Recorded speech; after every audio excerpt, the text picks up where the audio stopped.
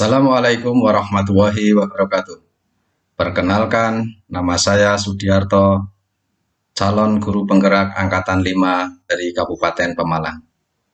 Pada kesempatan ini saya akan memaparkan demonstrasi kontekstual pemikiran Ki Hajar Dewantara untuk memenuhi tugas 1.1.A.6.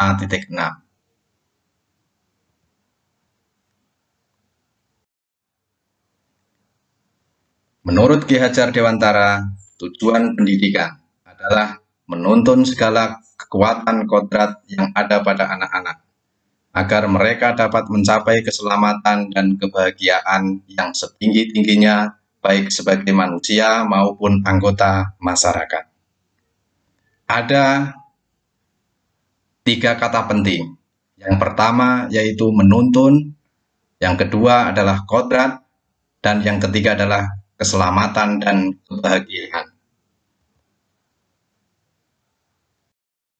Istilah menuntun artinya bahwa pendidik itu hanya dapat menuntun tumbuh dan hidupnya kekuatan kodrat yang ada pada anak-anak, agar dapat memperbaiki lakunya bukan dasarnya hidup, dan tumbuhnya kekuatan kodrat pada anak.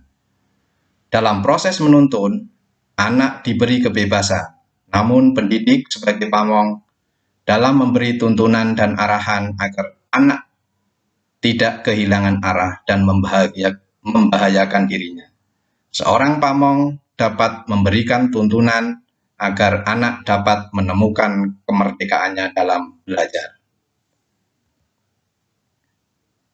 Hal ini sesuai dengan semboyan Ki Hajar Dewantara. Ing ngarsa sung tulodo, ing madya mangun karsa, tutwuri handayani. Artinya, ing ngarsa sung tulodo, seorang guru di depan adalah sebagai contoh atau panutan. Seorang guru harus bisa menjadi teladan bagi anak didiknya. Ing madya mangun karso, artinya seorang guru jika berada di tengah harus bisa menjadi sebagai pelopor atau pencetus ide-ide kepada murid-muridnya. Dan yang ketiga, tutmuri handayani, artinya sebagai seorang guru apabila berada di belakang harus bisa memberikan dorongan atau motivasi atau arahan kepada anak didiknya.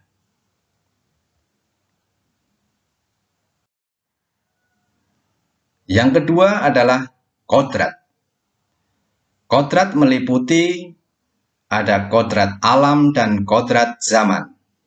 Kodrat alam artinya berkaitan dengan sifat atau karakter dan bentuk lingkungan di mana anak berada. Anak yang berada di pantai tentu akan berbeda dengan anak yang berada di lingkungan pegunungan. Anak terlahir sudah memiliki sifat dan karakter masing-masing. Jadi, anak ke sekolah tidak dalam keadaan selembar kertas putih, tapi sudah ada warna walaupun masih samar-samar. Yang kedua adalah kodrat zaman. Kodrat zaman ini berkaitan dengan isi dan irama. Artinya bahwa seorang anak membutuhkan pengetahuan atau pendidikan sesuai dengan kebutuhan zaman yang dialaminya. Seperti zaman sekarang, zaman era teknologi, maka dalam memberikan pendidikan atau pengajaran harus disesuaikan dengan anak.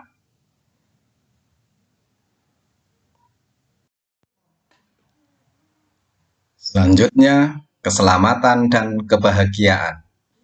Pendidikan dan pengajaran merupakan usaha persiapan dan persediaan untuk segala kepentingan hidup manusia, baik dalam hidup bermasyarakat maupun hidup berbudaya dalam arti yang seluas-luasnya.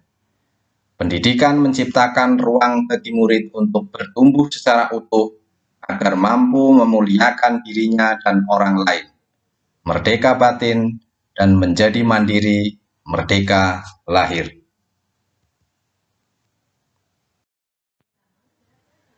Menurut Ki Hajar Dewantara, pendidikan dapat dianalogikan sebagai berikut.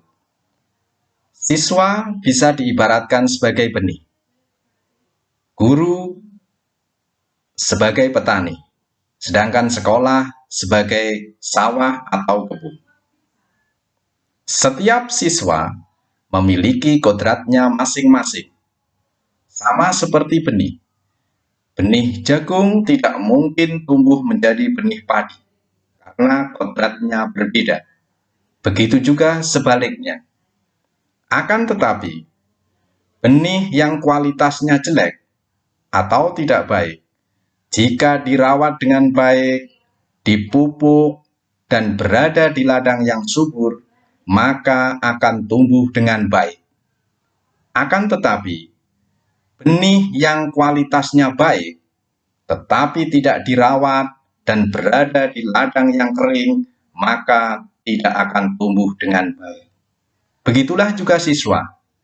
Siswa akan tumbuh menjadi baik jika dirawat atau dididik oleh seorang guru yang memperhatikan sesuai dengan kodratnya. Maka dalam melakukan pendidikan, seorang guru harus memperhatikan potensi atau kodrat dari peserta didik.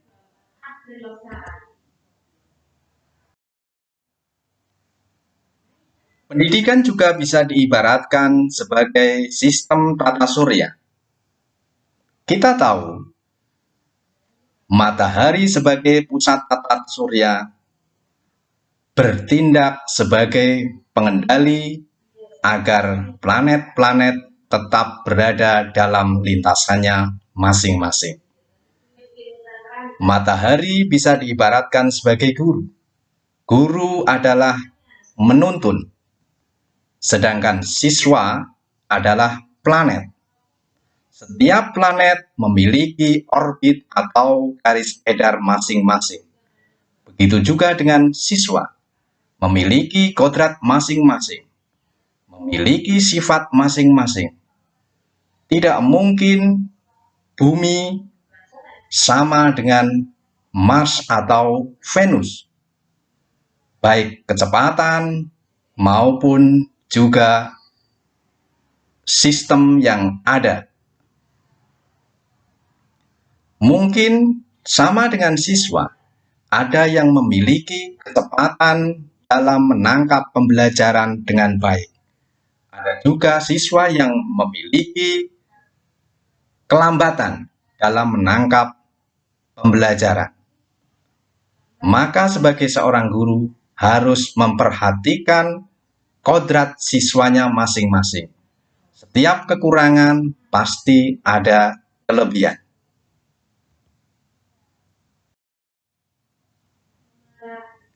Adapun implementasi dalam kegiatan pembelajaran di sekolah, sesuai dengan pemikiran Ki Hajar Dewantara adalah, yang pertama, pendidikan harus berpusat pada siswa. Biarkan siswa mengembangkan potensinya masing-masing. Guru hanya menuntun. Yang kedua, merancang dan melaksanakan kegiatan pembelajaran yang menyenangkan. Karena kodrat siswa, karena masih dalam tingkat bermain, maka dalam kegiatan pembelajaran harus menyenangkan. Karena kodrat sebagai anak adalah bermain. Dunia anak adalah bermain. Maka bagaimana kita menciptakan pembelajaran, mengadopsi konsep bermain sambil belajar. Berikutnya yang ketiga adalah memberikan kesempatan kepada siswa untuk berpikir dan berkreasi. Karena siswa sebetulnya datang ke sekolah sudah memiliki tulisan, ibarat kertas bukan kertas putih, tetapi sudah dituliskan, hanya dalam bentuk samar-samar. Tugas guru adalah menebalkan lakunya, dan apabila ada penyimpangan, kita mendidik agar jangan sampai keluar arah. Sehingga siswa harus bisa diberi kesempatan untuk berkreasi. Keempat adalah membangun kolaborasi yang baik antara siswa, guru, dan orang tua. Karena berhasil atau tidaknya pendidikan anak adalah dari kolaborasi guru dan orang tua. Apa yang diinginkan oleh siswa harus diketahui oleh guru dan orang tua, sehingga pembelajaran bisa berjalan dengan baik. Yang kelima, pembelajaran berdiferensiasi. Pendidik harus memperhatikan minat, bakat, dan gaya belajar siswa yang berbeda-beda. Setiap siswa memiliki gaya belajar yang berbeda-beda. Maka guru harus memperhatikan itu. Ada siswa yang minat dalam bidang olahraga, ada siswa yang minat dalam bidang seni, dan sebagainya. Demikian pemaparan dari saya. Sekian dan terima kasih. Assalamualaikum warahmatullahi wabarakatuh.